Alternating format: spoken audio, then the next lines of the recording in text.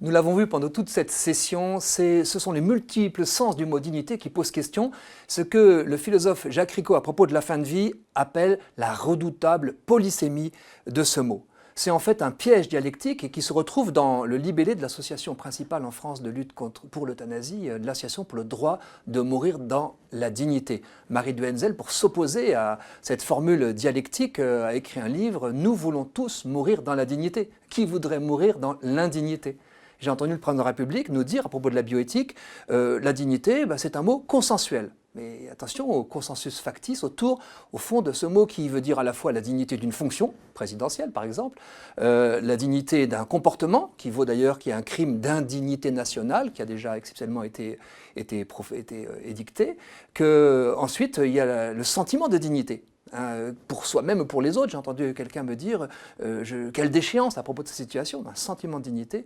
Et puis bien sûr le bras de fer entre une dignité relativiste, une dignité qu'on peut perdre, qu'on peut acquérir et perdre, et puis une dignité ontologique absolue. C'est ce bras de fer-là qui est au cœur du débat. Alors nous allons l'aborder en deux temps. D'abord l'impasse où nous conduit la dignité relativiste, et ensuite l'appel que nous lance la dignité ontologique.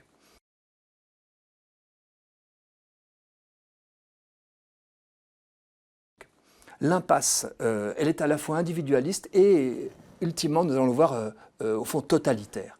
Au départ, le fondateur de l'ADMD, Henri Caillavet, a exprimé que cette dignité, chacun était maître de sa dignité. On pouvait mettre le curseur là où on voulait. Et dans un texte en marge d'une décision du comité d'éthique auquel il participait, il avait exprimé qu'une personne qu'un accident de la circulation rendrait aveugle, eh bien, pourrait estimer qu'elle a perdu sa dignité et demander l'euthanasie en raison de sa cécité. Bon, chacun est maître de sa dignité. Mais où va la limite, hein ? Donc on peut partir de cas personnels, et souvent d'ailleurs c'est des cas limites, ultimes, qui font trembler. Je pense notamment en France, par exemple, à la situation de Anne Baird, qui en 2017, atteinte d'une maladie de Charcot, qui est très très gravement invalidante, notamment en fin de vie, a obtenu d'aller se faire euthanasier en Suisse, a défrayé la chronique, en Belgique, pardon, a défrayé la chronique en France. Et c'était apparemment sa liberté de refuser cette fin de vie. Mais voilà que les associations de patients et de maladie de Charcot ont protesté en disant de quel droit les médias encensent-ils le courage d'une personne qui va obtenir cette euthanasie, alors que nous, on n'encense pas notre courage d'aller jusqu'au bout de cette maladie, accompagné par nos soignants et nos proches. Vous voyez, entre l'individuel et le collectif, il n'y a souvent qu'un pas. Et la revendication peut, à partir des cas limites, s'étendre. Avec la situation, vous l'avez sans doute entendu, de Jacqueline Jenkel, qui à 71 ans a affirmé en France, dans une interview à Combini, qu'elle allait demander le suicide assisté en Suisse cette fois, parce qu'elle ne voulait pas vieillir, elle voulait mourir en relative bonne santé. J'étais confronté à elle dans une émission et j'ai pu lui dire à quel point elle remettait en cause par ses phrases les situations des personnes handicapées. Et alors voilà ce qu'elle avait dit à Combini: la perte d'autonomie pour moi c'est la fin de la vie. Les EHPAD pour moi c'est des mouroirs. Je n'ai pas envie de me retrouver perfusé, ventilé, infantilisé, et après qu'on me torche. J'ai tout fait, voyagé, tout connu. J'ai pu lui dire, mais quand vous dites ça, pour les personnes que je connais et qui sont dépendants des mains d'une aide-soignante quotidiennement, pour la toilette, pour leurs besoins naturels, quelle humiliation! Et d'ailleurs, elle en était désolée. Elle a ajouté d'ailleurs, pour montrer que ce n'est pas seulement individualiste au fond, hein, mes enfants préfèrent avoir une maman libre, contente, qui décide de partir à son heure, plutôt qu'une maman malade, dépendante dont ils doivent s'occuper. Alors là, elle implique d'autres, sans d'ailleurs peut-être leur avoir demandé son avis. On voit bien qu'il y a un affrontement entre une culture de l'indépendance et une culture de la vulnérabilité. Je me souviens avoir été confronté à Noël Châtelet, la sœur de Lège Jospin, dont la mère s'était suicidée en bonne santé, et elle disait « Ma mère nous a donné une leçon de force ». Moi j'ai pu dire « Mon père nous a donné une leçon de vulnérabilité », en consentant à ces temps de dépendance qui ont précédé sa mort et qui étaient riches de relations. Cette culture de l'indépendance, elle est très vite totalitaire. Et il ne faut pas oublier que la dignité relativiste, derrière, aboutit à l'idée qu'il y a des vies qui ne doivent pas vivre, qu'il y a des vies qui ne valent pas la peine d'être vécues et qu'il faut les empêcher. Cet eugénisme vient de très loin et c'est bien d'en prendre conscience. Charles Richer, prix Nobel de médecine, écrit La sélection humaine, il reçoit le prix Nobel cette année-là, et je vais vous lire très rapidement un extrait de ce livre, la sélection humaine, essayez de faire taire toutes les émotions violentes qui peuvent vous envahir, mais pour vraiment entendre ce qui se disait à l'époque. Après l'élimination des races inférieures, le premier pas dans la voie de la sélection, c'est l'élimination des anormaux. Proposant résolument cette suppression des anormaux, je vais assurément heurter la sensiblerie. On va me traiter de monstre, parce que je préfère les enfants sains aux enfants tarés, et que je ne vois aucune nécessité sociale à conserver ces enfants tarés. Mais où est l'avenir de penser chez les sourds-muets? Ces ébauches d'humanité, ces produits disgraciés, condamnés en eux ou en leur descendance à être toujours des rebuts, ces pauvres avortons, ne peuvent inspirer que pitié, dégoût et aversion. Ce qui fait l'homme, c'est l'intelligence. Une masse de chair humaine sans intelligence humaine, ce n'est rien. Il y a de la mauvaise matière vivante qui n'est digne d'aucun respect, ni d'aucune compassion. Les supprimer résolument serait leur rendre service. Quelle joie peuvent-ils attendre de la vie? Même si à force de soins on prolonge de quelques mois ou de quelques années l'existence d'un hydrocéphale, il ne sera jamais qu'un être dégradé, indigne du nom d'homme. Fin de citation. Ça, c'est profondément ancré dans nos mentalités, mine de rien, même si ça nous choque. Heureusement, à la même époque, il y avait la fameuse Helen Keller aux États-Unis, née, qui a été accidentée dans la toute prime enfance et qui est devenue sourde et aveugle et qui est devenue une très grande dame avec énormément d'influence, d'écriture de livres, etc., grâce à ceux qui ont cru en elle. Officiellement, sur ce sujet, les choses sont tranchées. Vous le savez, depuis 1948, parce que le nazisme est passé par là, la Déclaration universelle des droits de l'homme de 1948, qu'on a souvent citée dans cette session, tous les êtres humains naissent libres et égaux en dignité et en droit. Et même au sein de l'ADMD, des leaders ont pu exprimer à quel point ce n'était pas une question à leurs yeux finalement de dignité. Je cite par exemple André Comte-Sponville. Ce n'est pas une question de dignité. Le cycle ADMD a toute ma sympathie, mais on se trompe sur ce point. Si tous les hommes sont égaux en droit et en dignité, cette dernière ne saurait varier selon les circonstances, fussent-elles atroces. En quoi un polyhandicapé ou un grabataire sont-ils moins dignes de respect qu'un valide? En rien, bien sûr. En quoi leur dignité les protège-t-elle de l'horreur? En rien non plus. Ce n'est pas une question de dignité, mais de liberté. Alors est-ce vraiment une question de liberté? Il y a là un piège qu'il faut déjouer. Et François de Closet a écrit pour promouvoir l'euthanasie l'ultime liberté. Et dans un débat que j'ai eu avec lui, il m'a dit à la fin, dans notre conversation, moi je veux mourir debout, vous comprenez? Je veux mourir en bonne santé. Mais là, il faut déjouer le piège. D'abord, qui nous dit que cette demande au nom de la liberté ne s'exerce pas sous la pression d'une douleur physique, sous la pression d'une angoisse, d'une souffrance psychique, sous la pression d'un environnement, peut-être d'une culture? On le voit bien dans les pays qui ont déjà légalisé l'euthanasie, du droit de demander la mort au devoir de la demander, il n'y a qu'un pas, qu'un glissement que ces dérives attestent. Ensuite, cela suppose que l'on sache ce que l'on choisit. Quand je choisis la mort, qu'est-ce que je choisis? Parce que personne n'en revient, donc je ne sais pas forcément ce que je choisis. Et les philosophes diront, quel est le sens de cette liberté qui programme d'annihiler toute liberté, de se priver de la chance de vivre dans les derniers moments des choses qui parfois sont beaucoup plus merveilleuses que tout ce qu'on pouvait craindre. Et enfin, quelle est cette liberté étrange qui force d'autres personnes, qui exige que d'autres personnes passent à l'acte pour me donner la mort? Et on le voit d'ailleurs au Canada, il y a des centres de soins palliatifs qui ont commencé à fermer parce qu'on les oblige à faire des euthanasies. Donc on voit bien que ça devient assez vite totalitaire. Derrière la libye de la liberté, je crois que se cache encore ce débat sur la dignité.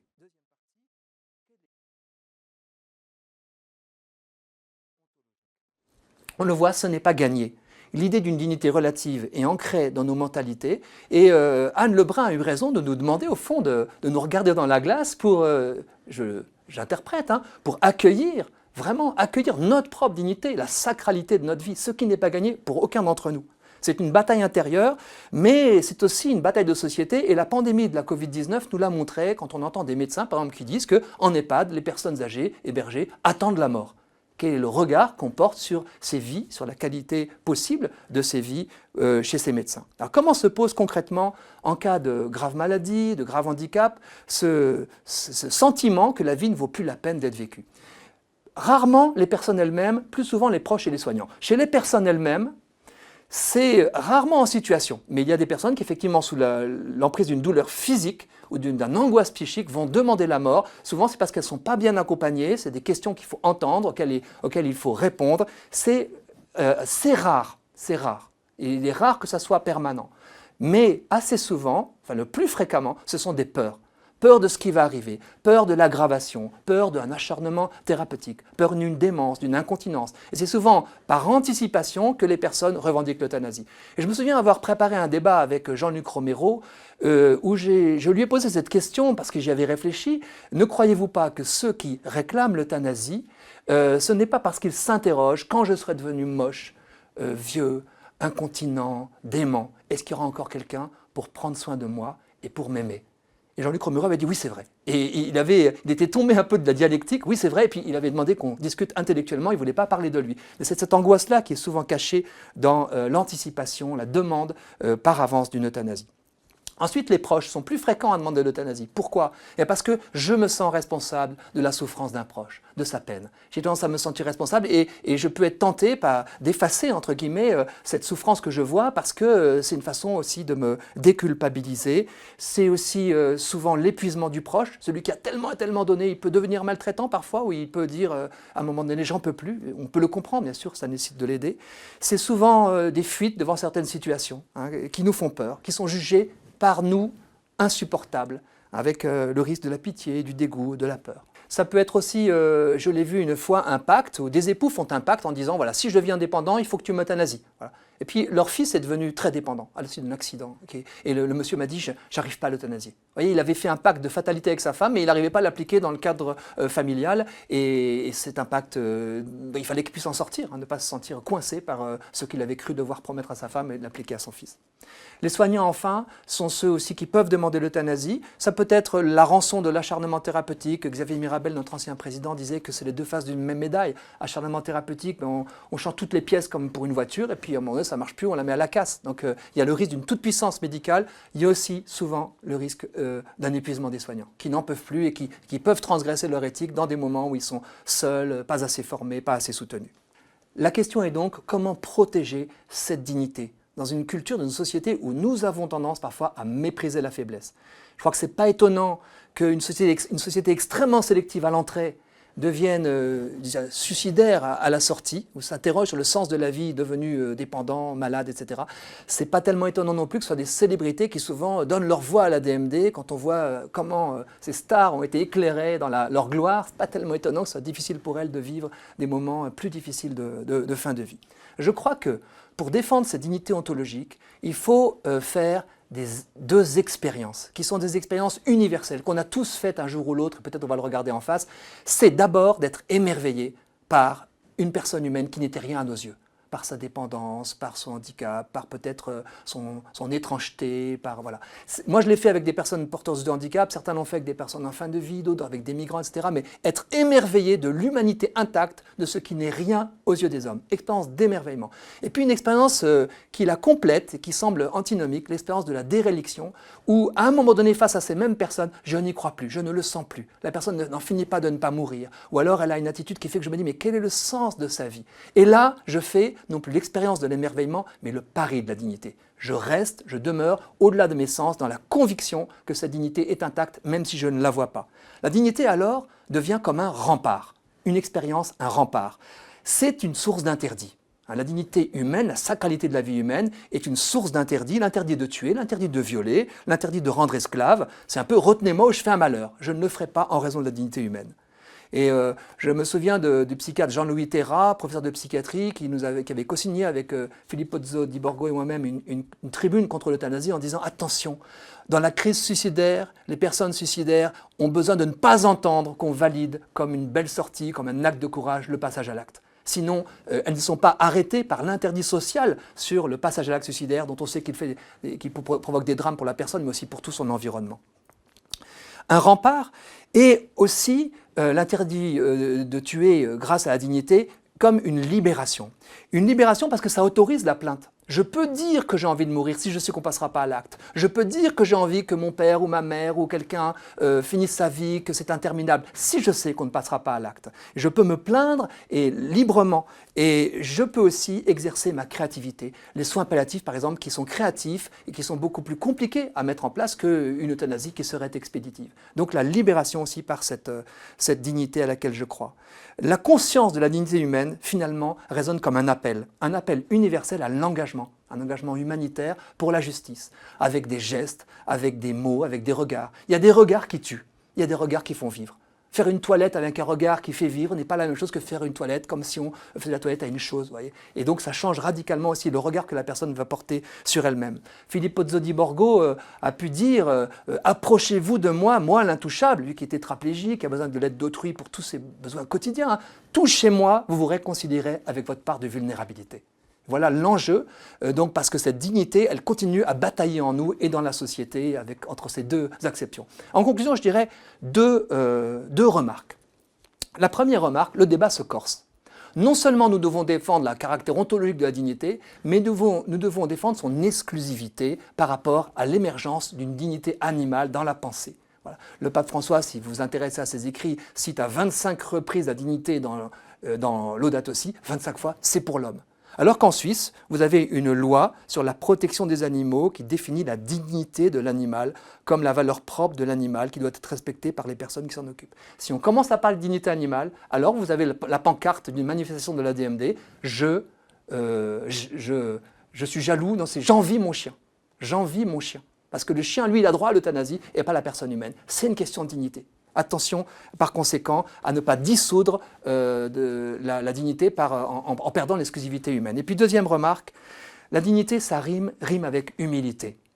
Et j'ai été très touché par la phrase d'une soignante qui disait « Je n'ai jamais vu aucun patient qui ne soit digne d'être soigné, digne d'être aimé. » Donc c'est vraiment face à la dignité humaine, je suis comme dans une contemplation. Proclamer la dignité, bien sûr, ne suffit pas. Eh bien, il faut des actes, et comme le dit cette soignante, il faut des actes d'amour.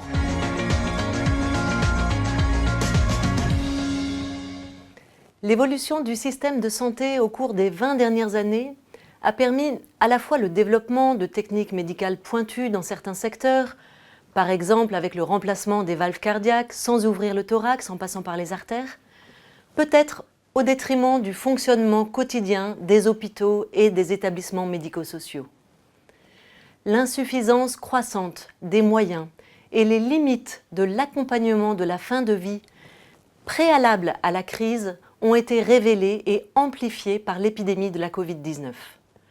Le système de soins français a été soumis à de très fortes tensions pour la prise en charge des patients Covid et non-Covid.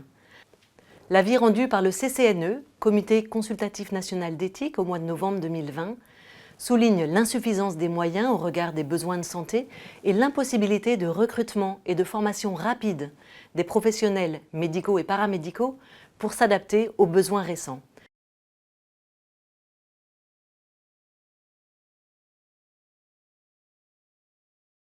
Des décisions ont dû être prises dans l'urgence pour réorganiser les soins. Les actes chirurgicaux et médicaux ont été déprogrammés au profit de lits dédiés à la Covid. Des polémiques sont apparues face aux potentielles pratiques de tri. Le tri des malades oblige les soignants à assumer des dilemmes douloureux pour sauver le plus de vies possible, tout en tenant compte des contraintes. C'est une méthode d'organisation des soins qui est bien connue en médecine d'urgence et de catastrophe. Elle est fondée sur la prise en compte d'une balance gravité versus efficacité. Dans un contexte d'insuffisance des moyens disponibles, la logique égalitariste, qui consisterait à ne pas vouloir trier, reviendrait de fait à donner priorité aux premiers arrivés. Une logique plus utilitariste a été privilégiée, elle vise à rendre maximum le nombre de vies sauvées dans l'intérêt collectif. Le principe de réalité a obligé les soignants à assumer un manque de moyens dont les responsabilités étaient préalables à la crise. Les valeurs soignantes ont été fortement mises à l'épreuve. Des médecins nous ont témoigné de l'impossibilité de faire déplacer le SAMU pour des personnes de plus de 75 ans dans certaines régions où le système de soins a été débordé au printemps 2020. Ce refus de soins sur le critère de l'âge est choquant et non éthique. Ainsi, il semble qu'il n'ait pas toujours été possible de donner à chacun le meilleur soin adapté à ses besoins dans le contexte d'insuffisance de moyens. L'intérêt individuel a donc sans doute été parfois sacrifié au profit de l'intérêt collectif. La distinction entre les choix thérapeutiques et le tri des malades me paraît nécessaire pour que la confusion du langage ne soit pas source de dérives éthiques éventuelles. Le choix thérapeutique est celui que fait un soignant après analyse de la situation individuelle de son patient dans la logique du serment d'Hippocrate. Les échelles de fragilité clinique sont faites pour les y aider. L'âge fait partie des critères de fragilité, mais pas uniquement. Il prend en compte l'état de santé général du patient. Par exemple, certaines personnes atteintes de comorbidités lourdes ne sont pas admises en service de réanimation parce qu'elles ne supporteraient pas de tels soins. Les soins en réanimation sont complexes et loin d'être anodins. Ils comportent beaucoup de risques de complications. Il est nécessaire d'avoir un raisonnement au cas par cas et de ne pas entrer dans une mise en application systématique de protocoles qui pourraient empêcher la prise en compte de l'individu. Beaucoup de personnes âgées n'ont pas les critères de la réanimation et cependant ont besoin d'être hospitalisées pour bénéficier d'oxygène, d'antibiotiques, de prise de sang, d'une surveillance médicale. On peut d'ailleurs préciser que si les moyens médico-techniques dont disposent les services de réanimation peuvent être trop agressifs pour certains patients fragiles, le ratio de personnel des services de réanimation est nettement plus important et cette disponibilité du personnel pour le juste soin de chaque patient est toujours un bénéfice et manque parfois dans d'autres services hospitaliers et encore plus cruellement dans les établissements médico-sociaux. Chaque médecin, même en dehors de toute crise sanitaire, fait des choix thérapeutiques à la recherche du juste soin dans le respect de la dignité de son patient.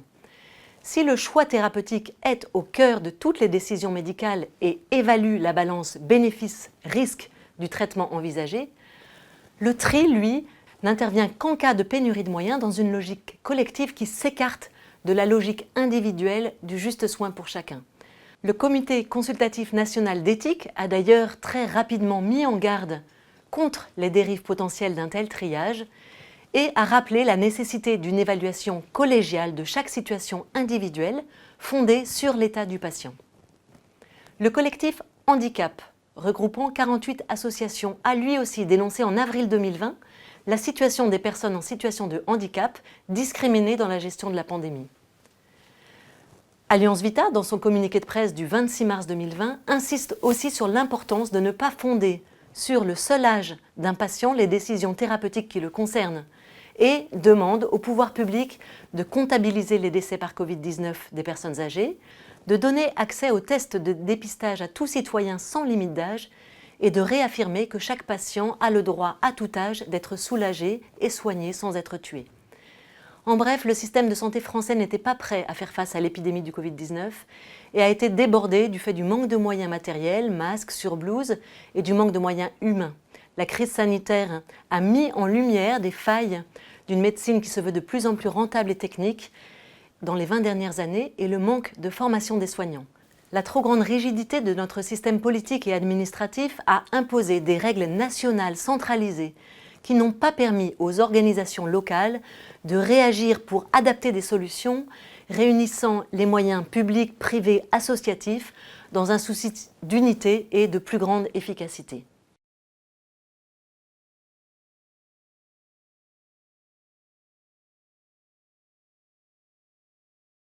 Le journal officiel a publié le 29 mars 2020 un décret autorisant la prescription du sédatif Rivotril sous forme injectable par les médecins de ville et d'établissements médico-sociaux pour les patients atteints de la Covid-19 qui présentent une détresse respiratoire aiguë ou asphyxie.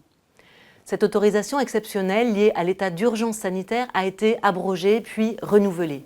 Elle est actuellement encore en vigueur. Le but de cette autorisation exceptionnelle de dispensation du Rivotril est d'anticiper une rupture de stock du midazolam, qui est une autre benzodiazépine réservée pour les services de réanimation. Ce décret a suscité de nombreuses questions et inquiétudes liées à la possible utilisation du Rivotril dans un but euthanasique. La SFGG, Société française de gériatrie et de gérontologie, a réagi le 4 avril au décret qui soulevait tant d'inquiétudes par un communiqué de presse intitulé « Non, prescrire du Rivotril ne revient pas à euthanasier les patients âgés ». Le nom générique du Rivotril est le clonazepam. C'est une benzodiazépine comme le Valium, le Xanax, midazolam ou Hypnovel et le Seresta. En fonction de la dose prescrite, le Rivotril peut avoir des effets différents, détendre, endormir de façon réversible ou irréversible avec la sédation profonde et continue jusqu'au décès prévue par la loi Leonetti-Claes de 2016. Le Rivotril peut aussi tuer en cas de surdosage. D'où la nécessité, pour ceux qui l'utilisent, d'être bien formés. Le guide des directives anticipées, édité par Alliance Vita, explique bien les définitions complexes de la sédation. Vous le trouvez page 17 de votre carnet du participant. Le risque d'une mauvaise utilisation du Rivotril, comme d'autres médicaments, est lié au fait que la culture palliative est insuffisamment développée à l'hôpital, à domicile ou en institution. Les soignants ne sont pas bien formés pour savoir augmenter les doses progressivement pour trouver la juste dose qui permet de soulager l'anxiété, la douleur, quand le Rivotril est associé à la morphine, tout en essayant de maintenir la relation du patient avec son entourage. Cette juste dose est peut-être un moyen de respecter la dignité du patient en ne le privant pas systématiquement de conscience par une sédation trop lourde, mais en essayant d'ajuster la proportion du traitement aux symptômes et de permettre le maintien d'une vie relationnelle. Peut-il avoir comme effet de limiter la durée de vie du patient? C'est le principe de double effet de saint Thomas d'Aquin, c'est-à-dire qu'en soulageant le patient, on peut contribuer à abréger involontairement un peu la durée de sa vie. Ce qui importe, c'est l'intention. Est-elle de soulager le patient ou d'abréger sa vie? Alors, il s'agit d'euthanasie si l'intention est de tuer.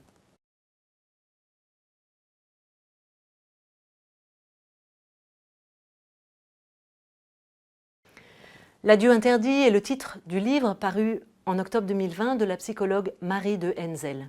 Elle dénonce la brutalité de l'annonce des mesures de confinement strictes au printemps 2020 et l'interdiction des visites aux résidents d'EHPAD. Les soignants en nombre réduit ont essayé de permettre aux personnes âgées ou hospitalisées de rester en lien avec leurs proches par téléphone, avec des tablettes, mais les personnes âgées sont souvent peu à l'aise avec les moyens technologiques. Certaines personnes ont arrêté de s'alimenter, elles ont glissé vers la mort, signe d'une dépression profonde liée au sentiment d'abandon. L'isolement est la troisième cause de la mortalité en France chez les personnes de plus de 75 ans. Ça veut bien dire que la relation est ce qui fonde notre humanité, et l'isolement est synonyme de la rupture de lien. Alors aurait-on pu faire différemment? Les EHPAD sont les derniers à avoir reçu des moyens de protection, pas de masque ni surblouse. Est-ce qu'on aurait pu laisser aux résidents et aux familles le choix de préférer prendre le risque de voir leurs proches et peut-être éviter certains syndromes de glissement ou dépression? Il reste toujours nécessaire d'évaluer les risques individuels et collectifs au sein des établissements, puisqu'en EHPAD, le taux de contagiosité et de mortalité lié à la Covid-19 est extrêmement important, 14 à 16% du fait de la collectivité.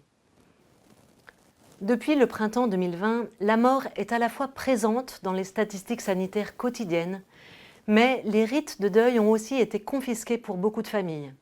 En effet, la peur de la contagion et le manque crucial de matériel ont empêché beaucoup de familles de pouvoir dire au revoir, puis honorer le corps de celui ou celle qu'ils aimaient. Dès le début de la pandémie, le corps des patients décédés, déclarés ou suspectés Covid-19, était placé dans une housse hermétiquement fermés définitivement et mis en cercueil sans que la famille ne puisse les revoir.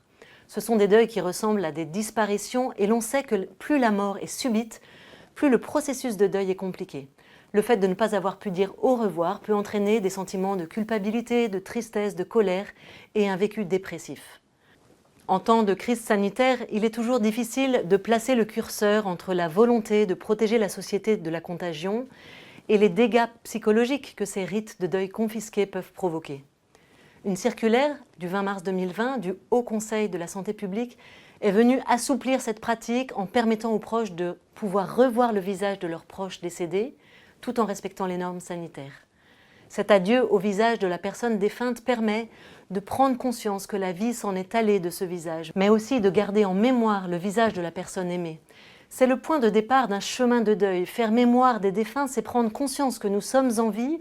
C'est aussi reconnaître l'héritage humain reçu qui nourrit nos vies.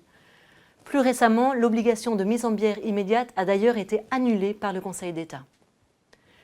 Il y a 100 000 ans, les Homo sapiens enterraient déjà leurs morts. Est-ce que la toilette mortuaire ne dit pas quelque chose de la dignité humaine ? Plusieurs écoutants du service SOS Fin de Vie, animé par Alliance Vita, participent à la plateforme nationale d'écoute Mieux traverser le deuil pour venir en aide aux personnes endeuillées 24 heures sur 24. En accueillant ce que les personnes qui appellent disent de la mort de leurs proches, elles aident à puiser des forces de vie. En conclusion, j'aimerais soulever une autre question qui est un des enjeux de l'accompagnement de la fin de vie. Comment concilier la protection des plus fragiles et leur autonomie? L'équilibre est difficile à trouver entre la sécurité sanitaire et un accompagnement indispensable des personnes à la fin de leur vie. L'épidémie de la Covid-19 a été un révélateur des insuffisances de la politique d'accompagnement, du vieillissement et de la fin de vie, et une invitation à les repenser. Le Cercle Vulnérabilité et Société est un groupe de réflexion réunissant de nombreux professionnels d'EHPAD. Il a publié une analyse intitulée « Fin de vie en EHPAD, de l'hébergement à l'accompagnement ». Parmi leurs propositions concrètes, je vous propose d'en retenir 3. Pour assumer leur dimension sanitaire et sociale en devenant experts de la fin de vie, les EHPAD doivent associer irréprochabilité sanitaire, c'est-à-dire médicalisation importante, et excellence relationnelle en misant sur l'interdisciplinarité et la collégialité. Un deuxième point, que ce soit au domicile ou en EHPAD, pour que le temps de la fin de vie soit un réel temps de vie, l'action des professionnels doit se dérouler dans une temporalité respectueuse de chacun et pas seulement dans un temps objectif et technique. Les moments relationnels, affectifs, sensoriels et mensuels sont donc primordiaux et doivent être privilégiés. Enfin, la formation d'un nombre suffisant de soignants dans les établissements et à domicile à une culture palliative paraît essentielle. J'aimerais pour finir vous parler de 2 initiatives de terrain. Citoyennage est une démarche qui lie citoyenneté et grand âge. Il arrive encore trop souvent aujourd'hui que l'on décide pour les personnes âgées et pas avec elles sur des questions qui les concernent au quotidien. Des résidents en maison de retraite viennent de se constituer en association, citoyennage, afin de mieux faire entendre leurs intérêts. Par exemple, un ancien militaire de carrière de 95 ans a pris la plume pour faire part de sa révolte.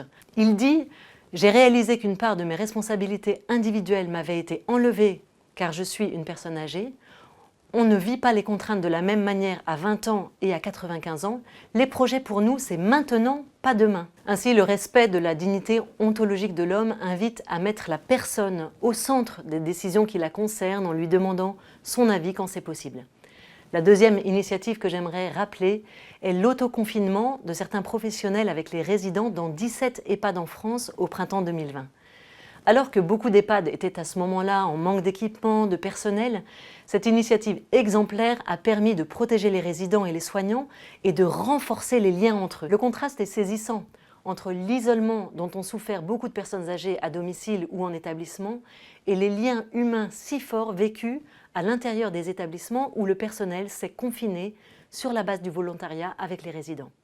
Cela nous rappelle à quel point l'être humain est un être de relation et que la dignité ontologique de chacun se révèle dans l'échange des regards offerts et reçus. Merci.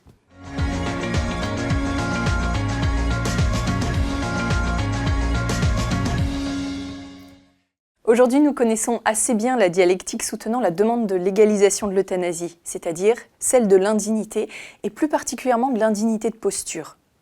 Je vais reprendre partiellement ce que le philosophe Éric Fiat nous dit de la dignité pour qu'on puisse mieux comprendre. Il distingue plusieurs types de dignité, ce qui permet de noter qu'entre des personnes qui demandent la légalisation de l'euthanasie et d'autres qui défendent le droit à une mort naturelle ou non aidée, dans le sens où on n'irait pas provoquer cette mort, eh bien, il y a une incompréhension majeure sur le sens du mot dignité. Les partisans de l'euthanasie vont nous parler d'une dignité de posture ou d'une dignité relationnelle, quand les soutiens de la mort naturelle parlent d'une dignité ontologique, celle que tout être humain a du seul fait qu'il soit humain, celle aussi dont on nous parle dans la Déclaration universelle des droits de l'homme. L'indignité de posture, c'est celle que nous avons probablement tous expérimentée, revoyez dans vos souvenirs, c'est celle du fou, nous dit Éric Fiat, c'est celle aussi de l'étudiant qui rentre éméché d'une soirée, celle de l'homme qui va s'étaler de tout son long dans la rue. Cette indignité, c'est celle de l'humiliation, de la perte de contrôle et de la honte. L'absence de dignité relationnelle, de dignité de posture, est aujourd'hui malheureusement assimilée à l'indignité ontologique. Et nous constatons rapidement que l'une n'est pas l'autre, et inversement. Dans certaines situations, pas uniquement en fin de vie, mais par exemple dans le cadre du handicap, du polyhandicap en particulier, Nous pouvons être en présence d'un corps qui sera extrêmement affaibli, amoindri, qui nous paraîtra laid, décharné, sans aucune maîtrise de lui-même. Et on pensera assez rapidement, de manière plus ou moins consciente, que cette personne a perdu sa dignité ontologique. Cette dignité qui est liée à l'homme comme liée à sa chair. Or, dans un cas comme celui que nous venons d'évoquer, la chair lâche l'homme et la mort apparaît comme nettement préférable, comme seule solution acceptable au regard de la situation.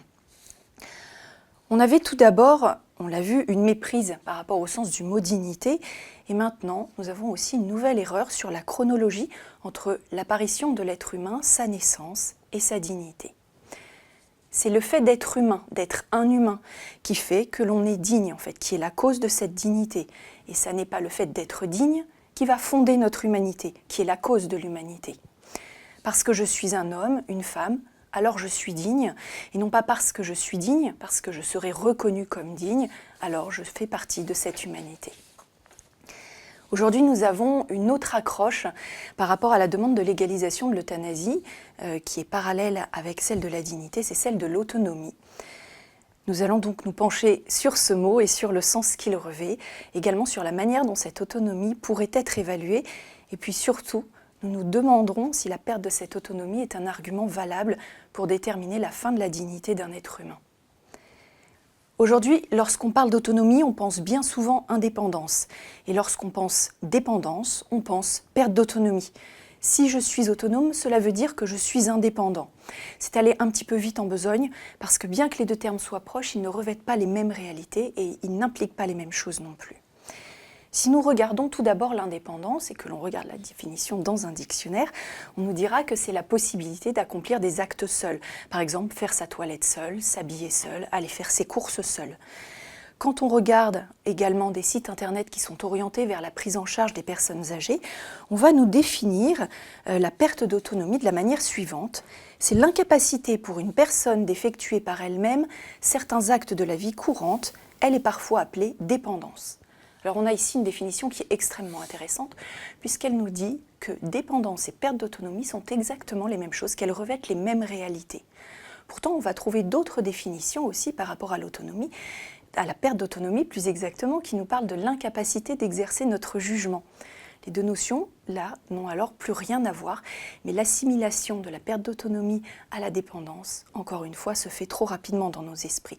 On va les fondre l'une dans l'autre et on comprend bien qu'il est ici question de dignité de posture, non pas de dignité ontologique, bien sûr. La dignité de posture, rappelons-nous, c'est le contrôle de soi-même, le contrôle de notre corps. Et donc, la perte d'autonomie, lorsqu'elle est assimilée à la dépendance, et donc à l'indignité de posture, c'est l'absence de contrôle de soi-même. Voyons maintenant ce qui va lier ensemble l'autonomie et l'indépendance, et la perte d'autonomie et la dépendance. Et nous allons commencer avec la dépendance, c'est-à-dire le contraire de l'indépendance, on enfonce des portes ouvertes, mais elle est exactement, là aussi quand on regarde un dictionnaire, on nous dit que c'est la dégradation des capacités physiques. Donc bien la difficulté à effectuer des actes quotidiens. Aucun rapport a priori avec une incapacité à exercer un jugement. En réalité, ça n'est pas si sûr, parce que pour que certains actes soient posés, il faut qu'il y ait une décision avant. Et c'est ici que l'autonomie va venir prendre sa place. Nous pourrions alors commencer à définir l'autonomie en disant qu'elle est un acte de la volonté qui est elle-même la capacité à agir conformément à certaines lois. Elle a un lien très fort avec le devoir, mais aussi avec la liberté. Pour Kant, le philosophe de l'autonomie est donc une histoire de discernement, de décision, un travail intérieur, une histoire de devoir, et non d'aptitude physique à réaliser tel ou tel geste. Je suis autonome si je suis capable de prendre une décision pour moi-même. Il nous dit ceci. L'essentiel n'est point dans les actions que l'on voit, mais dans les principes intérieurs des actions que l'on ne voit pas. L'essentiel est donc ce qui se passe dans mon esprit, mais pas dans ce que les autres pourront constater extérieurement, dans ma capacité à réaliser tel ou tel geste. L'autonomie, c'est l'autonomie de la volonté, donc en tant que volonté de me conformer à une loi que je me donne à moi-même, de façon qu'elle puisse aussi avoir une valeur d'universalité. C'est-à-dire que n'importe qui puisse obéir à cette loi. Cette loi doit être valable en tout temps, en toutes circonstances, aussi bien pour moi que pour l'autre. L'autonomie kantienne peut nous sembler un petit peu loin de notre propos, mais le fait de pouvoir choisir, de décider seul si j'irai me promener, si je lirai un bon livre et surtout quel livre je vais lire, tout en me conformant à ce qui me semble bon, tout cela est bien en lien avec l'autonomie. Être autonome demande alors de la réflexion, de l'anticipation, du discernement, pour savoir quelles sont les options générales que nous allons prendre et quels sont les moyens que nous mettrons en place pour y parvenir. Aujourd'hui, l'homme dépendant ne semble pas capable de cela, nous dit-on. Pour résumer par rapport à ce point, nous pourrions dire qu'un homme est donc autonome lorsqu'il est capable de se donner une loi morale à laquelle il choisit d'obéir librement, de suivre en toutes circonstances, quel que soit encore une fois le lieu et le temps, et dans laquelle tous seront aussi bien traités que sa propre personne. Kant nous donne ici une idée très élevée de la morale où l'homme est pleinement responsable puisqu'il est l'origine lui-même de cette loi. Ceci est l'autonomie. Prenons maintenant le cas de Jeanne. Jeanne, vous l'avez sûrement tous croisée dans la rue. Elle a de beaux cheveux blancs, des rides sinueuses et on a peur quand on la croise de la faire tomber. Elle est toute fragile. Aujourd'hui, Jeanne est en chemin pour aller voir une de ses amies qui a à peu près le même âge qu'elle. À son âge, les choses se préparent un peu. Ce n'est pas une décision qui implique sa vie, mais elle choisit cela parce qu'elle a à cœur de partager ses temps avec ses amis, de se soucier de ce qu'elles vivent, de prendre soin d'elles. Il y a donc bien un engagement moral de la part de Jeanne ici. Pour Jeanne, ici, c'est exercer son autonomie. Mais pour qu'elle puisse la mettre en acte, évidemment, il va falloir qu'elle envisage les différents moyens de transport. On imagine assez mal Jeanne sur une trottinette électrique. Ça ne veut pas dire qu'elle est dépendante, ça veut dire simplement que son âge aujourd'hui ne lui permet pas de prendre une trottinette électrique. Quoique, peut-être qu'elle pourrait. Dans quelque temps, ce sera peut-être plus compliqué de pouvoir sortir seule. Il faudra qu'elle appelle son neveu, que le neveu puisse caser cela dans son emploi du temps, qu'il accompagne Jeanne, qu'il la raccompagne. Cela va donc diminuer un petit peu l'indépendance de Jeanne, mais cela ne touchera pas à son autonomie, au fait qu'elle ait bien décidé d'aller voir une de ses amies. C'est même son autonomie qui lui permettra de trouver les moyens de s'adapter à cette nouvelle situation. Ainsi, elle sera autonome en tant qu'elle décidera qu'elle aura la volonté de continuer ses visites et elle sera partiellement dépendante, ayant besoin de son neveu pour sortir. Son autonomie sera peut-être contrainte dans quelque temps, peut-être freinée, mais elle existera toujours. Et peut-être qu'un jour, un peu plus lointain encore, celle-ci sera difficilement discernable, quantifiable. Pourtant, Jeanne restera toujours Jeanne avec toute sa dignité. Jeanne a bien sûr un peu d'expérience de la vie et elle fait ce raisonnement intérieur assez rapidement, mais cette autonomie n'est pas livrée avec le bébé lorsqu'il sort du ventre de sa mère. C'est une possibilité que l'homme a entre les mains et dont il doit se saisir au risque de perdre sa liberté. L'autonomie va s'acquérir petit à petit, d'ailleurs on dit bien d'un enfant qu'il gagne en autonomie. Il va exercer son jugement, il va le muscler, il va s'entraîner, il va prendre petit à petit des décisions pour lui-même, comme choisir ses vêtements, ou discerner entre deux options, ranger sa chambre, ou continuer à jouer malgré l'injonction parentale, pour arriver à ses 18 ans en étant capable d'être presque pleinement responsable de ses actes. C'est avec le temps que cette autonomie grandira, qu'elle s'affirmera, qu'elle se construira. Elle ne sera jamais parfaite et ce travail sera toujours nécessaire une fois devenue adulte. Notre autonomie va naviguer en permanence en eau trouble, le plus souvent parce que bien des choses nous empêchent d'être autonomes. Dans nos sociétés, il paraît très embêtant de ne pas être parfaitement autonome parce que cela demande d'accepter de se laisser conduire, de se laisser guider, de ne pas être dans le contrôle permanent et parfait de tous les aspects de notre vie. Lorsque je ne me contrôle plus, lorsque je ne contrôle plus mes gestes ou simplement lorsque j'ai besoin d'aide, il semblerait que je ne sois plus autonome et donc que je ne contrôle plus ma vie comme je le devrais. Ce devrait est une véritable injonction sociale aujourd'hui. Ce contrôle est de l'ordre du devoir. À partir du moment où je perds cette autonomie prétendument parfaite, je perdrai également une partie de ma place dans la société. Cette place dans la société me permettrait de pouvoir agir le plus librement possible, mais uniquement en tant qu'individu. Cela veut dire qu'on ne me reconnaît pas tout à fait comme personne, comme un être de relation, et qu'on ne reconnaît pas la nécessité, le caractère indispensable de la présence des autres à mon côté. Cette présence semble aller contre l'autonomie, semble la briser. Ainsi, la présence du neveu de Jeanne serait le marqueur de l'apparition de son indignité, et donc la perte de la valeur de la vie de Jeanne, puisqu'elle a besoin de cette aide. Nous avons ici une nouvelle conception de l'autonomie qui nous renvoie à un fonctionnement de l'humain uniquement perçu comme un individu, comme celui qui n'a de relation avec personne, ou l'autre est utilisé uniquement comme un outil que l'on rangerait après avoir utilisé. Ce qui nous exclut définitivement de l'autonomie kantienne, dans laquelle l'humanité est toujours traitée comme une fin et jamais seulement comme un moyen. S'il est certain que nous ne naissons pas avec la pleine possession de l'autonomie, c'est qu'elle va arriver à un moment ou à un autre, si on y travaille évidemment. Et il n'est pas impossible qu'elle disparaisse un jour, partiellement ou totalement, mais sans réel moyen de s'en assurer puisqu'elle est avant tout intérieure. Alors, à partir de quand peut-on considérer que l'autonomie est effective ? À partir de quand l'être humain est suffisamment digne pour être admis dans la communauté des personnes ? Le moment de l'acquisition de l'autonomie est difficilement datable, d'autant que cette autonomie est assez fluctuante. En effet, qui d'entre nous peut dire que chacune de nos décisions relève exclusivement de notre autonomie ? Si ce matin, vous êtes passé devant une boulangerie d'où sortait une odeur de croissant et de brioche, que vous êtes entré dedans et que vous avez acheté le croissant ou la brioche, eh bien, vous avez été plutôt guidé par votre estomac et votre gourmandise plutôt que par votre autonomie. Lorsqu'on est soumis à une addiction, on n'est pas plus libre non plus. On n'est pas obligé de penser addiction à des drogues dures, mais simplement notre téléphone, le chocolat, les divers rituels qui jalonnent notre vie. Tout cela vient contrecarrer notre autonomie, l'autonomie de notre volonté, puisque notre volonté, qui n'est plus totalement une volonté ici, est guidée par autre chose que nous-mêmes, par l'envie d'un moment, par l'urgence d'une situation, par des émotions. Nous avons donc une autonomie fluctuante liée à l'indépendance, parce que les capacités physiques permettent de réaliser plus ou moins facilement les actes qui sont envisagés. Revenons à l'acquisition de l'autonomie. En suivant le même raisonnement que celui qui déclare que la perte d'autonomie est un signe d'indignité, on pourrait considérer que tant que cette autonomie n'est pas parfaitement présente, alors l'humain n'est pas digne. Il le sera lorsqu'il la possédera, mais pas avant. Nous avons Gabriel, 4 ans, qui ne serait pas digne dans cet esprit-là alors.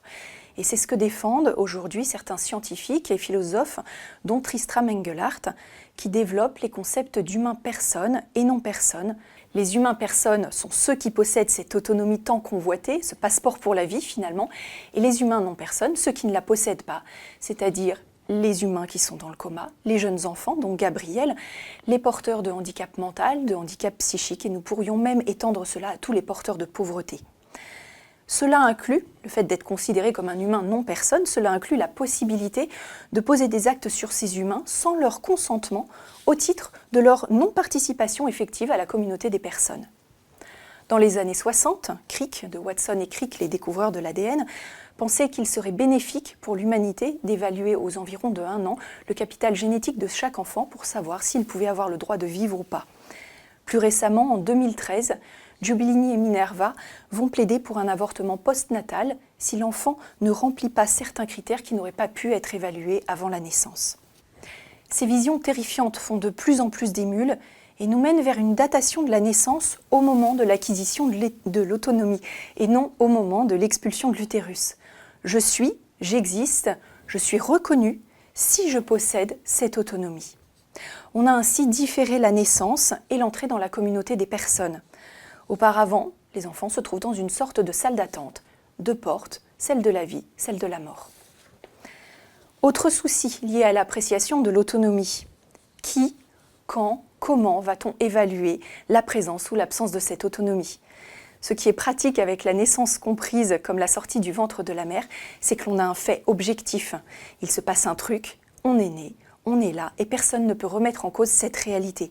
Tout le monde constate la même chose. En revanche, avec l'acquisition de l'autonomie, c'est inévitablement un peu plus compliqué.